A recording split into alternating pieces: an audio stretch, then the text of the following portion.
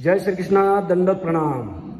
योग आणि अध्यात्माचे आराध्य परब्रह्म परमेश्वर योगीराज भगवान श्रीकृष्णांच्या चरणी शीर्ष साष्टांग दंडवत प्रणाम करून ह्या ठिकाणी Nashik road Shri Gajanan charitable trust यांच्या आणि पतंजली योग समिती नाशिक जिल्हा यांच्या संयुक्त विद्यमाने या शिबिराचे आयोजक आदरणीय सन्माननीय संभाजीदादा मोरुसकर जे बीजेपी ह्या पक्षाचे नगरसेवक आहे, त्यांनी ह्या परिसरातील लोकांसाठी हा जागतिक योग दिनाच्या दिनापासून तर आजपर्यंत हा योग यज्ञ ह्या ठिकाणी चालू ठेवलेला आहे।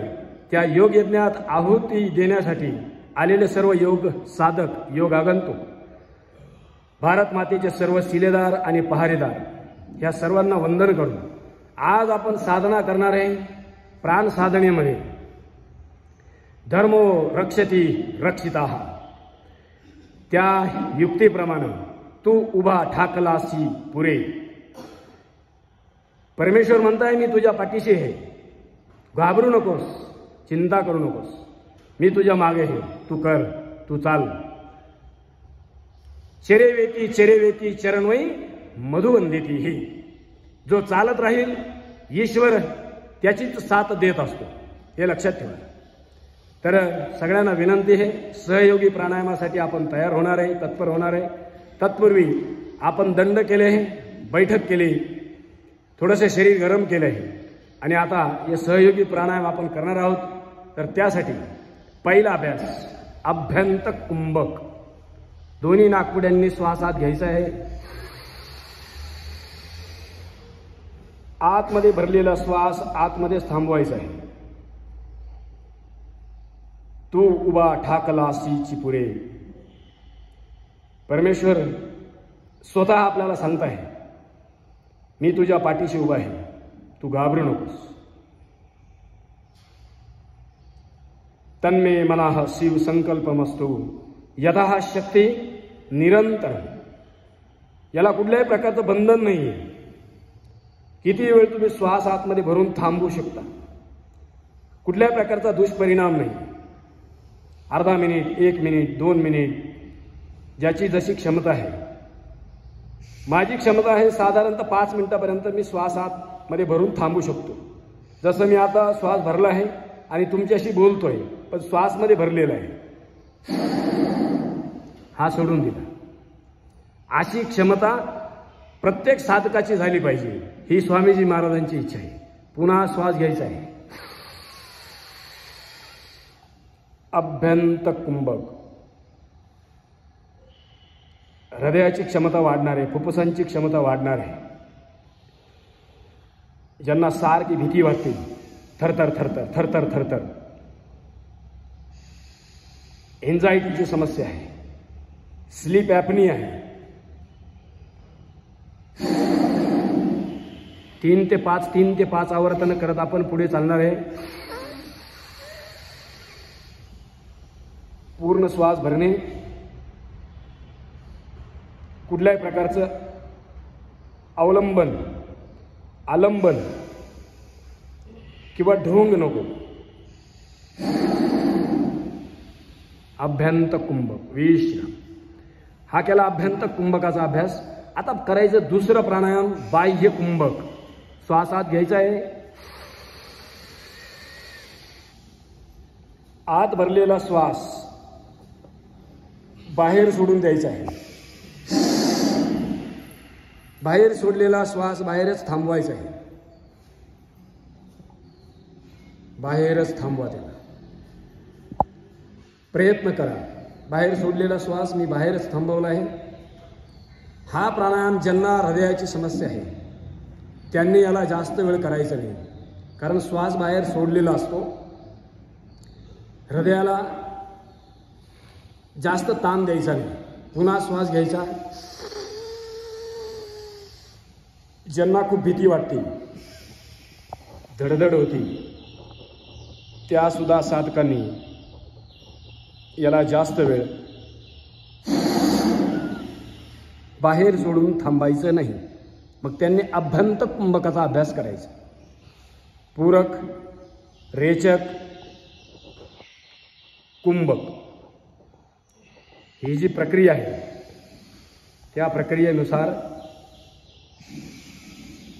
पुन्हा एक आवर्तन पूर्ण भरला,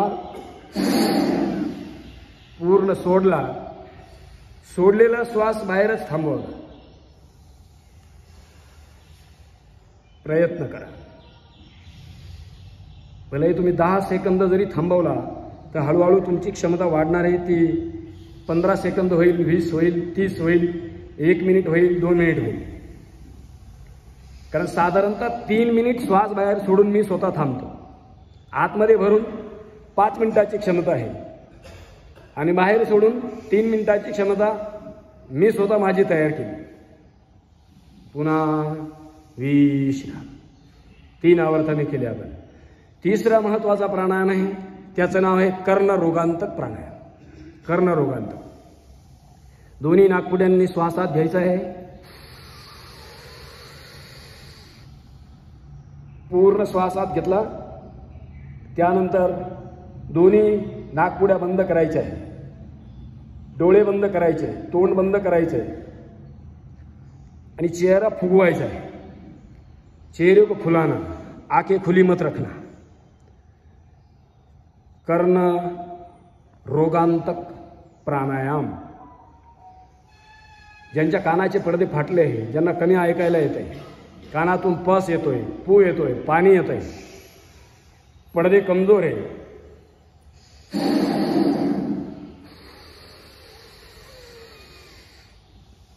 कानाच्या रोगांसाठी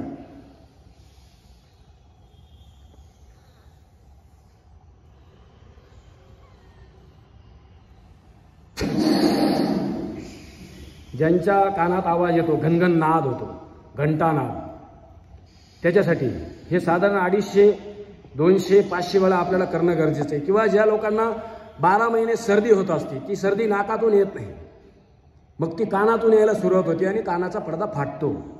अजून 1 वेळा करायचे आवर्तन.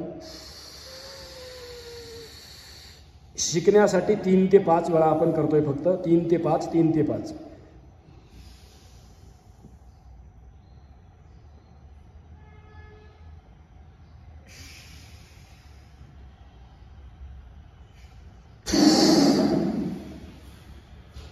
कर्ण रोगांतक प्राणायाम. विश्राम. 3 वेळा केला. आता करायचं आहे चंद्रभेदी प्राणायाम. आपला माफ करा, सूर्यभेदी प्राणायाम. सूर्यभेदी. सर्वांनी डावी नाकपुडी बंद करा आणि उजवीनी श्वास आत घ्यायचा आहे.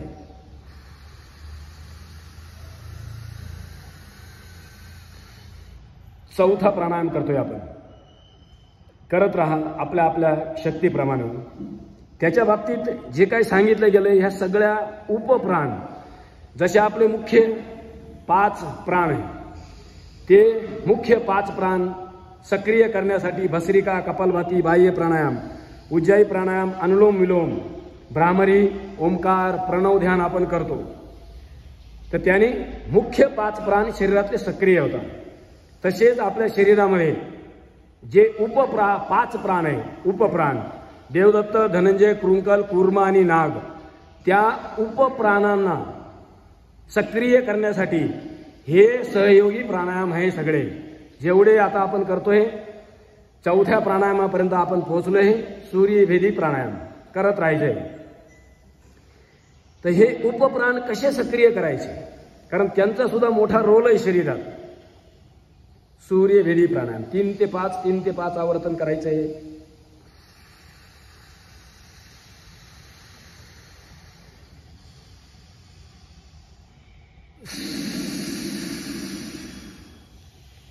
करत राहा. काय म्हणताय ऋषी, काय म्हणताय आपली संस्कृती आणि काय म्हणताय साधू संत. प्रभात काळी जननी यशोदा, उठी उठी बा म्हणे मुकुंद, गोपाल येती तुझला बहाती, गोविंद दामोदर माधव येती. प्रभात काळी सयांचळासी, पौळ झाला प्रभू रावळासी, मुनिवृंद उभे रायांगनासी, सुरवर दुर्धुंबी गरजे आकाशी.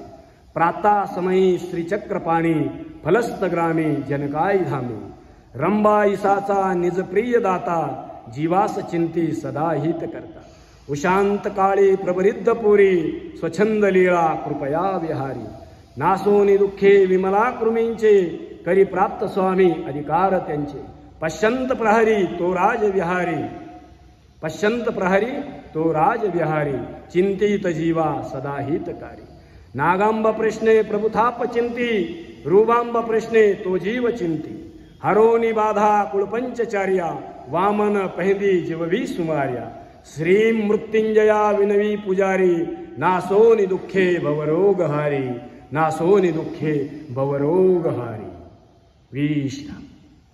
आता करायचा चंद्रभेदी प्राणायाम. चंद्रभेदी सगळ्यांनी उजवी नाकपुडी बंद करायची, डाव्या नाकपुडीने श्वास आत घ्यायचा.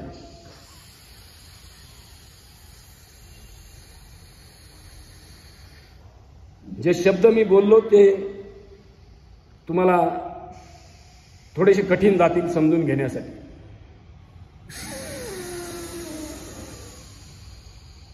डावीने घ्यायचा,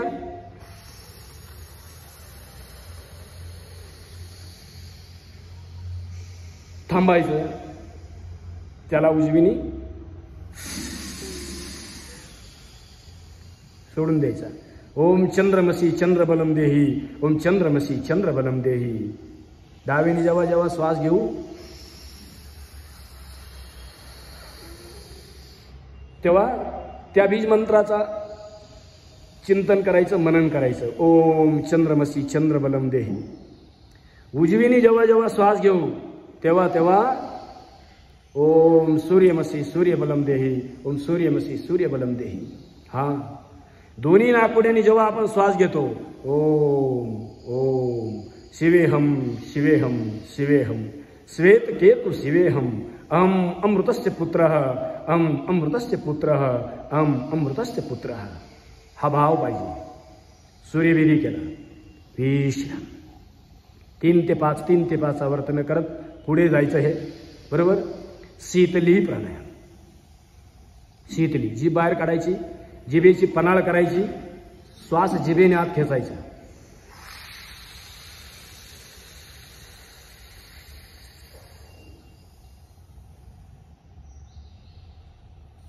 जिभेने श्वास भरणे. मुख पाक, ज्यांचं तोंड येतं सारखं किंवा बरेचसे आजार आहे. आता आजारांवरती आज बोलणं ठीक नाही.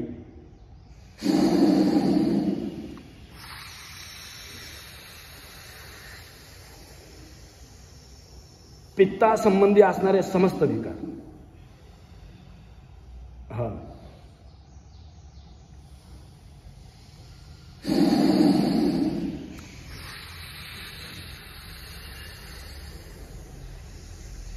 जिभेने श्वास आत भरणे, थांबणे यथाशक्ती. डोक्यात तेच ठेवायचं. तू उभा ठाकला सीच पुढे.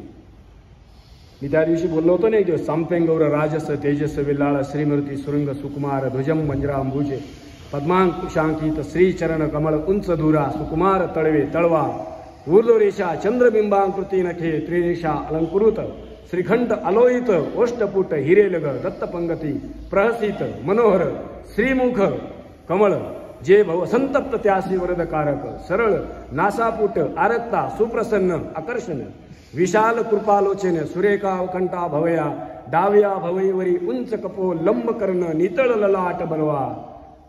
हे मोठं हे खूप. हे आपलं पाठ बी झालं पाहिजे आणि हे आपल्या स्मरणात बी बसलं पाहिजे. या सगळ्यांचा अर्थ या लक्षात ठेवा. शीतली केली. आता शीतकारी. शीतकारी दाताने श्वास घ्या.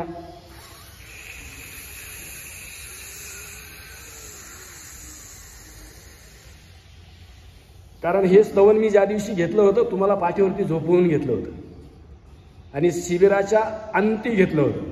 जेव्हा मी तुम्हाला खूप थकवलं, घाम काढला, पाठीवरती झोपून विश्राम दिला, त्यावेळेस हे ईश्वराच्या स्तुतीचं स्तवन मी केलं होतं. काहींना आठवत असेल, काहींना नसेल आठवत, काय अडचण नाही.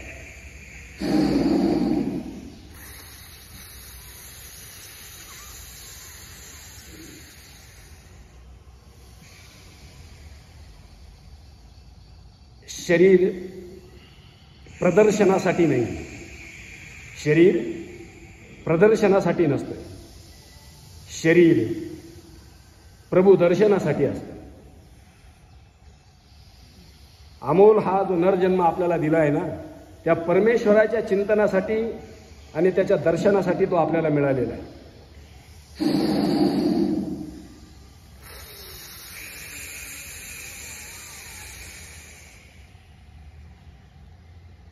शीतली केला, आता शीतकारी करतोय आपण. अतिशय मौल्यवान प्राणायाम आहे हे सगळे, उपप्राणांना जागृत करण्यासाठी. उपप्राण 3 ते 5, 3 ते 5. आणि ज्यांना जास्त त्रास आहे त्यांनी जास्त वेळ करायचे, 100 वेळा, 1000 वेळा.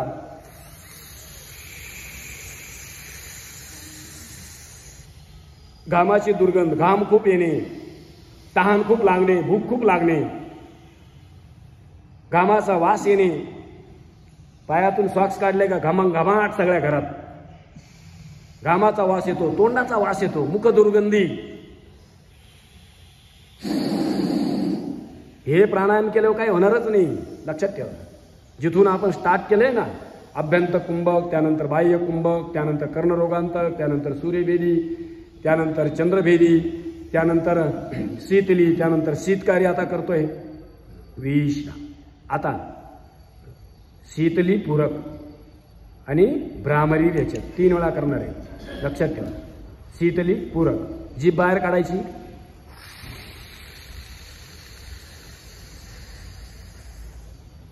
तर्जनी माथ्यावर, मधलं बोट डोळ्यावर, कान अंगठ्याने बंद आणि नाद करायचा, ब्रह्मनाद.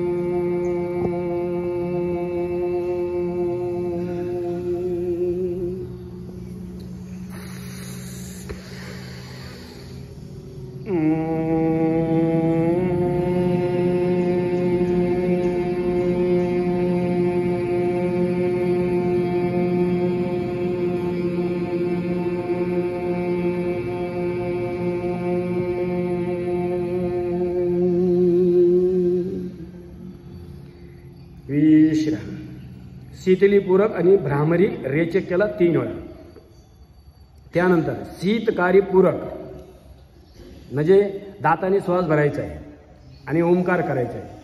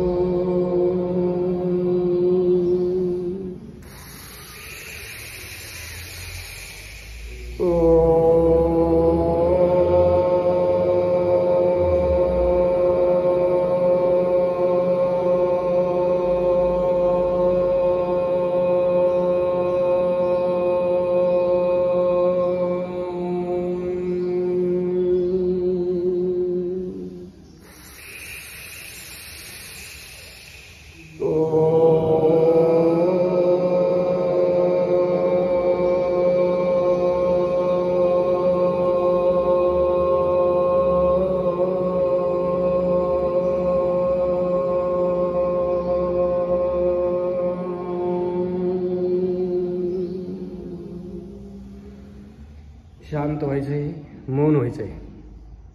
चंद्रभेदी, शीतली आणि शीतकारी हे प्राणायाम ज्यांना दम्याचा त्रास आहे, ज्यांना सायनस आहे, ज्यांना सायनोसायटिस आहे, किंवा ज्या लोकांना आर्थरायटिस आहे, रोमेटॉइड आर्थरायटिस, आर्य फॅक्टर पॉझिटिव्ह, सांधेवाताची समस्या आहे, अशा लोकांनी ह्या प्राणायामांना जास्त करायचं नाही. कारण हे सहयोगी प्राणायाम जेवढे बी आहे ना, यांना खूप जास्त सावधानी